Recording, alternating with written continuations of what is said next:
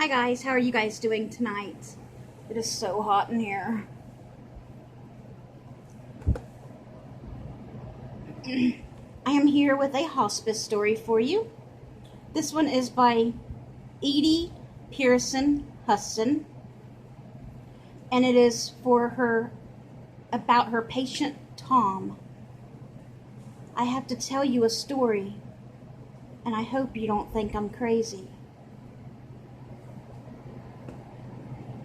I had been a hospice nurse for many years when my 58-year-old husband Tom was diagnosed with cancer on the left adrenal gland. You would think my years of experience would make me comfortable with the terminal phase of an illness and that the dying process would seem natural to me. Probably not when it's one of your own, you know. But that is never the case with a loved one. All of our insights and experience go out the window, and we become simply the patient's spouse.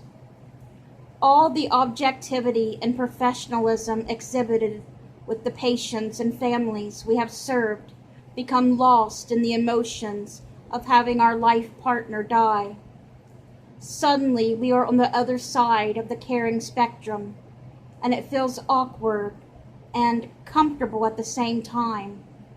We learn to depend on others for support and trust their knowledge in a whole new way. We are, after all is said and done, just like everyone else, very human. When you are a hospice nurse, you see and hear many things that you would not ordinarily experience in a hospital or home nursing situation. Hospice nursing teaches you to listen carefully to what your patient is and is not saying. Body language, long, thoughtful pauses and expressions become very important to watch for.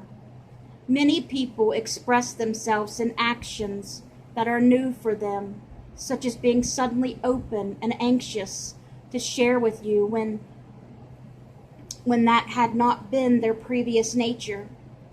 This often reflects new understanding and experiences that the patient is having and suddenly wants to share. The last few weeks of Tom's life were difficult following his surgery. He was one of those people who had always been stoic, reserved, and not given to a great deal of conversation. He did not require much pain medication or any other meds for that matter. So his mind was clear and remained that way until the very end of his life. One afternoon, I had to leave him for a short period of time to run errands. He was fully alert, so I felt comfortable doing so.